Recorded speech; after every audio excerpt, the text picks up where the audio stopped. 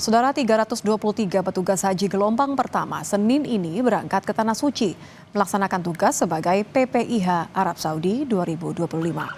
Gelombang pertama petugas haji akan bertugas di daerah kerja Madinah dan bandara selama kurang lebih 70 hari. Mereka diberangkatkan untuk menyambut dan melayani jemaah haji yang akan tiba di Tanah Suci pekan depan. Kloter pertama jemaah haji akan diberangkatkan ke Tanah Suci pada 2 Mei. Dirjen Pelaksanaan Haji dan Umroh Hilman Latif meminta petugas untuk menyiapkan sebaik-baiknya fasilitas bagi jemaah yang akan melaksanakan ibadah tahun ini.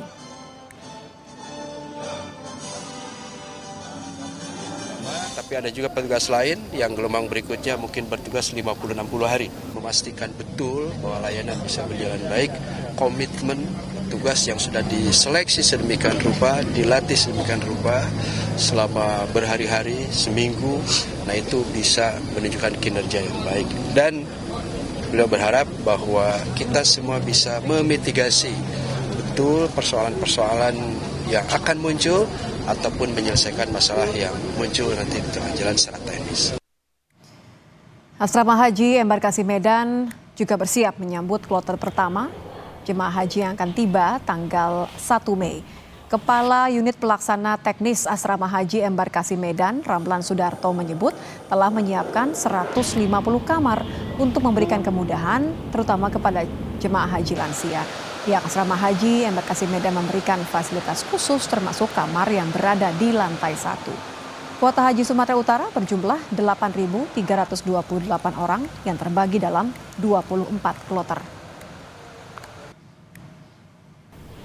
Persiapan hotelnya kita sudah mempersiapkan khususnya untuk jemaah lansia itu kita tempatkan di lantai 1 dan ruang makannya juga di lantai 1. Itu ada khusus untuk ruang makan yang namanya ruang makan lansia dan disabilitas. Namun kalau untuk yang lantai 2, lantai 3, lantai 4 itu kita siapkan untuk yang sehat-sehat dan yang kondisi normal.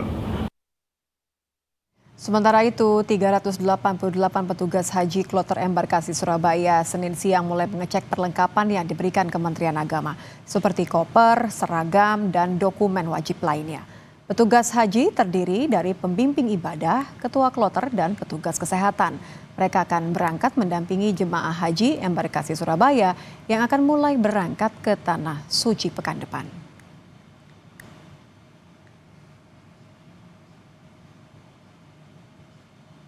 Lebih lengkap terkait dengan persiapan pelaksanaan haji tahun ini, kita akan bergabung dengan Mukhlis Hanafi, Direktur Pelayanan Haji Luar Negeri Kementerian Agama.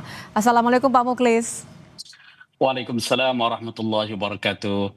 Pak, ini hari ini 323 petugas haji untuk Dakar, Madinah, dan bandara sudah berangkat. Apa saja nanti yang akan menjadi prioritas ketika sampai di Madinah, menyambut jemaah yang tiba mulai tanggal 2 ya? Ya betul, terima kasih. Betul bahwa hari ini ada sejumlah petugas yang sudah mulai diberangkatkan ke Arab Saudi. Mereka itu adalah para petugas yang akan mempersiapkan layanan akomodasi, transportasi, konsumsi, dan termasuk juga tim kesehatan, bahkan juga tim media center ya. Jadi fokus mereka saat ini adalah memastikan ya bahwa semua layanan akomodasi, hotel-hotel yang telah kita kontrak. Di Madinah itu ada 95 hotel yang kita kontrak, yang nantinya akan ditempati oleh jamaah haji kita. Itu hotel-hotelnya itu dalam radius 650 meter dari Masjid Nabawi. Mereka juga akan memastikan kesiapan layanan transportasi, terutama dari bandara ke hotel, ya, dari hotel ke bandara, menyiapkan layanan konsumsi, di mana kami di Madinah itu berkontrak dengan 21 perusahaan catering yang akan melayani jamaah haji kita selama di Madinah, yaitu 9 hari. Jadi di Madinah ini mereka akan mendapatkan makanan 27 kali. Selain itu mereka juga akan berkoordinasi dengan syarikah-syarikah. Syarikah ini adalah perusahaan penyedia layanan jamaah haji kita, yang tahun ini untuk pertama kalinya jamaah haji kita akan dilayani oleh 8 perusahaan penyedia layanan di Arab Saudi. Kemudian juga mereka akan melakukan orientasi lapangan ya, mengenal rute, lalu kemudian lokasi hotel dan lain sebagainya, yang targetnya semua itu nanti sebelum kloter pertama datang di Madinah pada tanggal 2 Mei semua telah siap untuk digunakan. Mhm. Kalau kita lihat kan fokus tahun ini juga masih jemaah lansia ya, artinya haji ramah lansia. Apa saja Pak skema khusus mungkin yang disiapkan mengingat kebutuhan jemaah lansia ini tentu berbeda? Dalam beberapa tahun terakhir ini memang kita mengusung tagline ramah lansia ya. Untuk tahun ini ramah lansia itu sudah menjadi bagian yang tidak terpisahkan dari layanan jamaah haji kita secara umum, dan sesuai dengan arahan Bapak Menteri Agama bahwa kelompok lansia, penyandang disabilitas, RISTI harus mendapat perhatian lebih. Oleh karenanya kami menyiapkan beberapa skema untuk pelayanan terhadap kelompok berkebutuhan atau kelompok rentan ini. Antara lain misalnya, itu ada skema tentang murur, kemudian tanazul, kemudian ada safari wukuf khusus. Ini Kementerian Agama sudah menerbitkan Kepdirjen nomor 137 tentang petunjuk pelaksanaan layanan khusus jamaah haji Indonesia fase Arafah, Muzdalifah, Mina. Ini karena memang 3 titik ini merupakan titik yang paling sensitif, karena di situ jutaan jamaah haji kita berkumpul di waktu dan di tempat yang sama. Oleh karenanya kunci persoalan di sini adalah pergerakan.